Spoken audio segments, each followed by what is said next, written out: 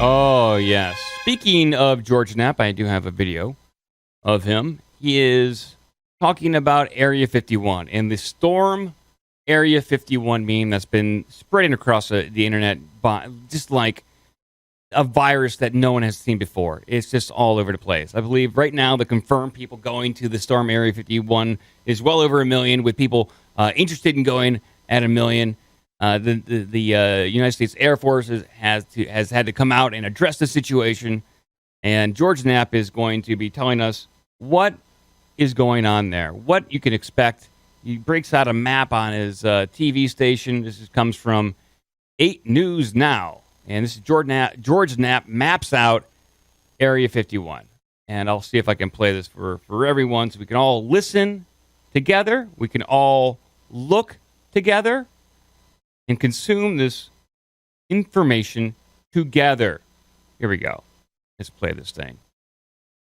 Come on, Georgie. Different locations are in the mix as gathering places for the big Area 51 shindig on September 20th. But a word of warning, some of them aren't really close to Area 51. The Alien Visitor Center is in Amargosa Valley. It was mentioned on the original Storm Area 51 Facebook post. That's right there, and it's next door to a alien cat house, which is a legal brothel that sells gifts of a different kind. But that location is on the far western side of the sprawling Nevada National Security Site, not really near Area 51. The extraterrestrial highway, that's up here. That's Highway 375. You it's on the other side of the test site to the north. It starts in this area near Hyco, and right there is the Alien Research Center. We've mentioned that in some of our reports. It's a gift shop. It's a business that's planning to host a day-long series of events on the 20th. And then as you travel westward, you'll pass by Groom Lake Road. You see it's a long dirt road that leads to the base. And you keep going up Highway 375 to the tiny community of Rachel. That is home to the Little Ailey Inn, which hosts its own events and is providing a camping area on the 20th. Rachel is the closest settlement to Area 51. It has about 50 residents, limited services, no gas station. The ET Highway continues up north. You go up there to Highway 6 at Warm Springs. And if you're looking at this on Google Maps, they've gotten in on the fun. If you pull the Street View guy onto any of these things in the area of the Nevada National Security Site, it turns the icon into a flying saucer. So someone at Google has a sense of humor. What else is going on? There you go. There is the update from George Knapp concerning the Storm Area 51 meme. And even Google got into it by changing the icon in Google Maps to a little UFO. This has gone kind of a little bit crazy. It's quite insane. And then not only do you have the Storm Area 51 thing, you also have the raid Epstein Island thing. There is another one that I just found called, it has to do with thousands have signed up to storm Loch Ness. I'll bring this up on screen. To storm Loch Ness. So, Mike, are these the same people storming these different areas? I don't think that they can't be. I mean, not unless they're independently wealthy to travel all across the world to storm these areas, but nothing's been stormed as of yet. I would just be worried about them being able to get a ride from their mom to each of these things. Yeah, well, that is quite a concern, but at least they're carpooling at that point, and that's very important for the environment. There's something else going on here. Alex Jones touched on this a little bit on his show, that this is kind of desensitizing people to the concept of storming things. And I think that maybe he's got a point there, that we're storming Area 51, we're storming Loch Ness, paranormal kind of things, but once they start turning these crowds on something that's a little bit more political, like what if they want to storm Tucker Carlson's house? And you have a bunch of people signing up to do that. Could that be seen as a threat of violence? I would say so. This is where it kind of turns a little bit more interesting. I had considered I was considering going up to Area 51 to cover this. I'm about 5 hours away. I don't think I'm going to do that. I think there's a lot of problems with that. I think we're going to find out there's going to be maybe a couple hundred people that are going to show up for this meetup. But within that group, there's probably going to be undercover operatives. There's going to be people that are just not mentally stable as well. And I think that there might wind up being one or two people that actually try to throw themselves over the fence of Area 51 and wind up dying or never being heard from again. I think it's just a bad situation. I don't think it's going to go quite right. They have to commit and throw their hat over the wall for that one. Yeah, it's a huge commitment. You're basically going to say to yourself and your loved ones, I am never coming home again. I have to storm Area 51 right now. Look, man, I made a mistake. Well, no, I mean, you can say that you made a mistake, but it's kind of all or nothing at that point. There's just something else going on here. Logistically, I'd be worried about the amount of people, even if it's only a couple hundred, the amount of people showing up in these tiny, tiny little towns on these dirt roads, and the traffic and the congestion and just nut bars running everywhere. And it may be fun if you're at a distance, but I wouldn't want to get stuck in that.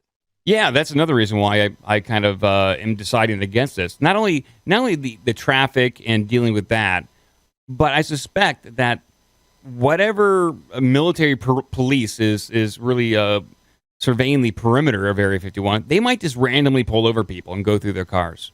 That very well could happen. They could say, "Look, we have an idea that there's." We saw that. They could say, "We saw the Facebook event.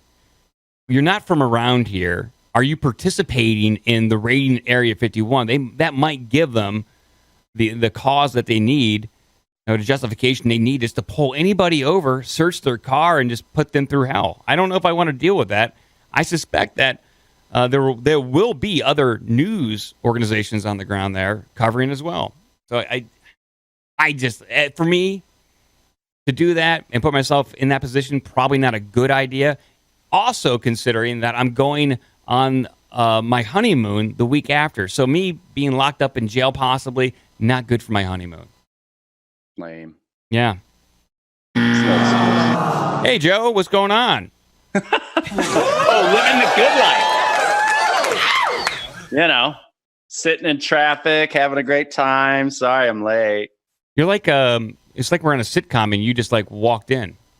I know, I feel that way. It's just like, oh, there he is. I need intro music. You should. I got this one. There you go. Yeah. Got a. I get this sense that this whole thing's a psyop. No one's going. Do you know anybody who says they're going? I don't know anybody personally who says they're going, but I think that there are enough people out there that are UFO buffs. They're really into the paranormal and love the lore around Area 51. I think there's going to be a couple hundred that do go. I think someone's going to die. I think that's going to happen. I think the best we can hope for is whatever happens that they don't film it with vertical video on their phone. There you go. Yeah. Fuck that. I want high resolution video in the proper aspect ratio of these idiots getting shot by military contractors. We might get that. Maybe if we're lucky. I got one more piece of alien news to cover, or UFO news to cover right now. This comes from Fox News. This is Tucker Carlson, who does a pretty good job at covering the recent UFO news. I think he's the only one on mainstream news that covers it. I don't know if CNN does this stuff. So this is Tucker Carlson talking after decades of denial. to another government official, I believe it's a congressman, about what the military actually knows about UFOs. So we'll start this right now. Well, after decades of denial and secrecy and flat-out lying, America's defense establishment is finally admitting some of what it knows about UFOs. The Navy has admitted that its pilots encounter unidentified aircraft so often that they've had to draft new reporting guidelines to allow pilots to come forward.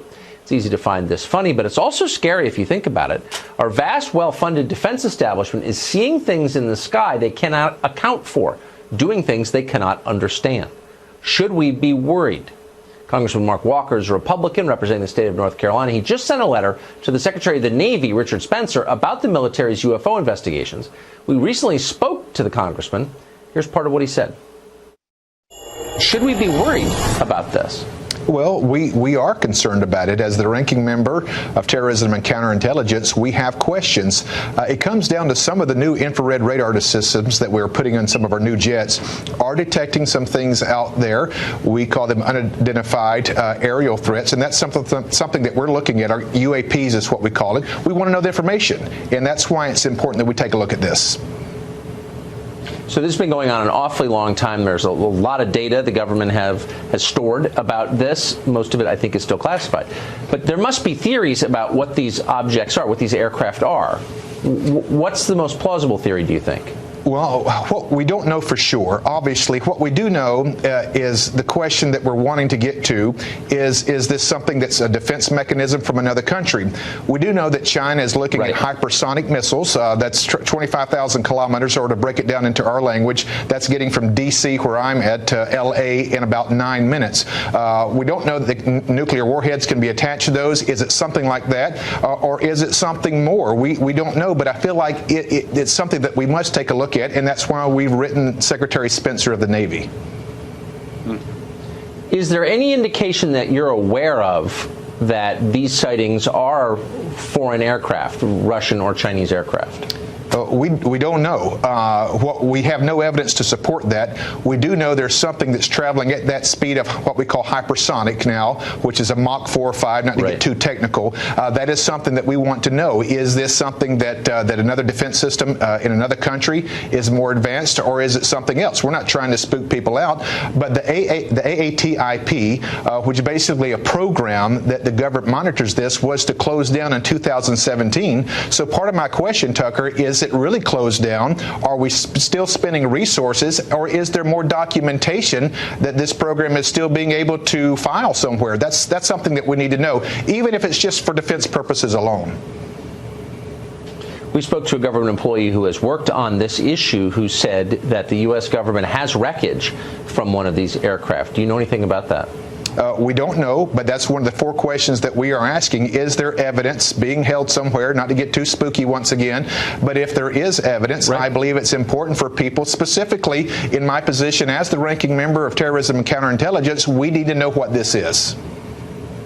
Of course. And those are all legitimate questions. And I'm grateful that you're not being bullied or mocked into not asking them. Please, I hope you'll come back and tell us what the answers are. We look forward when we find out the coming back. Thank you, Tucker. We need Space Force. We do. I think there's just so much information coming out about UFOs. It's obviously I've been covering it for the past few years, but it's really picked up and snowballed over the past year and a half. It feels like it's coming to a head. Like, I know with all this stuff, with all the paranormal stuff, it's just like another glimpse of a UFO, or a Bigfoot's jacking off behind a tree, but we don't have a clear picture of it. But here, it feels like there's some real information about to be released about this subject. And I hope they're not going to just say, it's the Chinese have some amazing technology and we've lost the war. We've lost whatever Cold War we have with them. That's kind of what it feels like. Random. They're trying to pin it during the newscast up on the screen there. They said, "Is this like a Chinese supersonic drone or supersonic missile?" They're trying to come back with more earthly explanations for this stuff, but I don't think there really is one unless they spill the beans on all this cool propulsion systems that they have and they're testing, or that we're really being visited by aliens. So they're going to have to make a choice here. Are we being visited by aliens? We have crashed, recovered material, or did we invent this awesome technology? Or is it gaslighting? That could be too. I mean, this is being broadcast in the mainstream, so there's a narrative that they're pushing for a reason. I think that these drones that were seen by the USS Nimitz, I think that those are actually pieces of our technology. That's our technology being tested out there against our own jets. I think that's our technology. We control that stuff. I don't know if it came from... I don't know if the original technology came from Earth or not, but I think what we're seeing in the footage released, I think that's our own technology. The United States Navy has a long history of of doing this kind of stuff. And in fact, it ties directly into the person we're going to interview next week, Joe, Robert Duffy. He has written a book called Cameleo about the Navy and some of the insane technology that they have and have tested out in the wild. Does it go into the tactics too? Because I listened to that episode, and there's a lot of the tactics for people who are like walking out of areas with certain technology, and then those people become targets of gang stalking, which is basically gaslighting. Gaslighting. He does go into tactics a little bit, and there's actually an anti-gang stalking website, what you can do to combat gang stalking. So we'll talk about the U.S. Navy and what technology they may or may not have with Robert Duffy next week. But the U.S. Navy is all over this ATIP program. Then you have the United States Air Force, which probably has its own competing technology, doing its own thing. They have their own narrative. So we're seeing it's just a clusterfuck of information, and people are trying to attribute it to one thing, and I don't think it's one thing. I think you have a bunch of different agencies trying to control a narrative and get the budget and the technology for this stuff. You got the U.S. Navy, you got the Air Force doing its own thing, you got the Army, then you have the private sector doing its own thing as well. So you can't tell whose is who. Yeah. I got one more story. I have to bring this up because this is. You said you had one. I know. I lied, Joe. Yeah. Pile it on. One That's what more. they come for. No. Yeah. And this is because Blink-182 guy hasn't found aliens yet, but he did find some weird metals. Like any 30-something with a one-time penchant for power chords and poop jokes, I'm a recovering Blink-182 fan.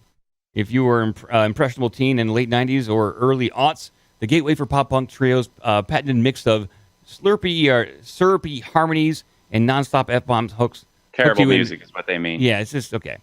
I'm just going to read down a little when they get to the actual metal part of this, because that's what I'm interested in. So DeLong is getting somewhere. Even if he hasn't found aliens yet, he may not have, even if he hasn't found aliens yet, and might not have enough coin pending a lucrative Blink reunion to see his mission through. But he marches on in search of the truth. One discovery of a strange space metal at a time. Last week, the Stars Academy announced that it has acquired several pieces of metamaterials from investigative journalist Linda Moulton Howe. Per a press release, the metals are reported to have come from an advanced aerospace vehicle of unknown origin. The structure and composition of these materials are not from any known existing military or commercial application. Steve Justice, COO of To the Stars Academy and former head of advanced systems at Lockheed Martin Skunkworks, said in a press statement. So they've been collected from sources with varying levels of chain of custody documentation. So we are focusing on verifiable facts and are working to develop independent scientific proof of the materials, properties, and attributes, Justice says. In some cases, the manufacturing technology required to fabricate the material is only now becoming available. But the material have been in documented possession since the mid-90s. We currently have multiple material samples being analyzed by contracted laboratories and have plans to extend the scope of the study. So there you go. Now we have Tom DeLong in possession of metamaterials. So he's probably going to build like an Iron Man suit or possibly some doomsday device. Right. Booster seats? Maybe some booster seats. Yes, you're going to need those on your spacecraft. Which I find it curious that he got this material. To the Stars Academy got this material from Linda Moulton Howe. Do you know who she is? No, who is that? She is a big-time UFO researcher. She was one of the main people that documented the cattle mutilations in the late 70s, early 80s. She did a very, very good job at documenting that entire event. And I think there's still cattle mutilations going on today, but at the time it was came out of the blue. So she was boots on the ground, did a lot of research on that. She still does UFO investigations and does some pretty interesting stuff. I just heard a talk with her a couple days ago where she did some research on that guy in L.A. who was found dead in his SUV. Do you remember that story where this guy was found dead in his SUV with all the guns? With all the guns and money. Yeah. I can provide a link to people who want to listen to this. Wow, Cretched found a very old photo of Blink 182. Oh, really? Yeah, those are great. We got a photo of Tom DeLonge's Iron Man suit coming up. Oh, well, nice. Yep. Giving me a knobber. Yeah, I think I have that. Is that something I can have? You can have a knobber. Okay. There's plenty of knobbers to go around. But anyways, real quick, I'll wrap this up. Lynn Moulton Howe went on this talk and this research where she interviewed some family members and people around that person who died. It was initially in the report speculation that he's part of the CIA, but people around him said that this person who died flat out stated that he was an alien hybrid. And that one of the items that were found in one of his many storage areas was a vehicle that was waterproof and could go under the water. Some crazy stuff. Yeah, that was a crazy one. Insane stuff. So did we get any verdict on that? What's our takeaway with that guy? On Lash? The gun wallet guy thing, or gun SUV guy. There's no verdict on that, and I don't believe as of this time there's been any sort of DNA testing done on the body. The weird thing is that they found his partner at the time, his female partner at the time, actually packed his body in dry ice. So he's left in the vehicle, and dry ice was found around him. That's what he, I guess, instructed them to do in the event that he died. So the CIA could come grab him, or whatever agency can come grab him and revive him at a later date. There's just weird things. And there were actually people with him at the time when he died, and they just left his body there, which is not against the law. It's not against the law in California. You can just literally leave. If you see a dead body, you do not have to report it to the authorities. That's a speech issue. But I will actually do a follow-up, because she gave that the talk I listened to about that was from a few years ago. So pretty soon I'll do an update on, I think his name was Jeffrey Lash, the guy who died with a lot of guns and money. Gretchen put that link in the Carrot Shop if you do want to dive in a little bit further for a flashback. We're here. Why not? Let's take a look at this before we get on to any other news. So yeah, this is let's see here. Dead LA man who had 1,200 guns, underwater car identified, believed to be part alien secret government worker. There we go. This comes from such a crazy headline. That's an interesting headline. The mystery behind a Los Angeles gun fanatic found decomposing in his car last week has deepened as his fiance's family said he was an alien hybrid secretly working for the government. The bizarre statement came Wednesday as the betrothed woman's lawyer identified the dead man as Jeffrey Allen Lash, almost 1 week after he was discovered rotting in his car parked on the street in the Tony Pacific Paladina or Paladine neighborhood. Los Angeles police found more than 1,000 guns, nearly 7 tons of ammunition, bow and arrows, knives, machetes, $230,000 in cash inside his home last Friday. They also discovered a Toyota SUV designed to drive underwater among the 14 vehicles registered to his name. Crazy. Get that one to Tucker Carlson, because you know what? That's one of those stories where when it came up, I know a lot of people were like, what the hell? This is crazy. And where was the follow-up? Nobody was like, hey, we need to, whatever happened to that thing? You know? Whatever happened to the guy with like almost 2,000 guns and cash on hand? In an underwater car. In an underwater car, and claiming that he was an alien. Shut up. The whole Stop asking stupid questions. Lash, the guy who died, was also believed to be an alien sent to Earth to protect us, according to Laura Vandebunker, the mother of the 39-year-old Dawn Vadebunker, who used to work for Nebron. So there's just people are just it's just an insane story. It's crazy.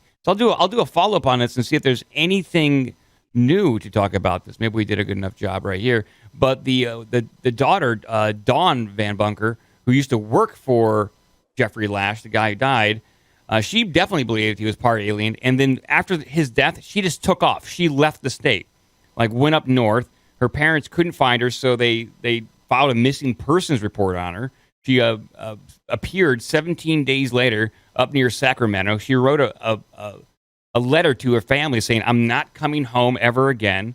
I'm going to be up at some compound." She didn't say where she was, to basically focus and do healing for the coming changes to the Earth in 2023. And those changes are a brand new government in 2023. Something big's going to happen, according to this person and this whole entire incident. All right. Crazy stuff around the show. Crazy alien stuff, all kind of circling the drain. Let's see if it goes anywhere. It might just bubble back up. Yeah, maybe. All right. Let's move on, Joe. How about that? I like to dwell on the past. Me too. Excuse me. Dump all you want. They're not dumping so much anymore, you notice? Yeah. I love the way he kind of tucks that, Yeah. you notice. Good. You got anything for us, Joe? You got anything? Oh, God, there's so much.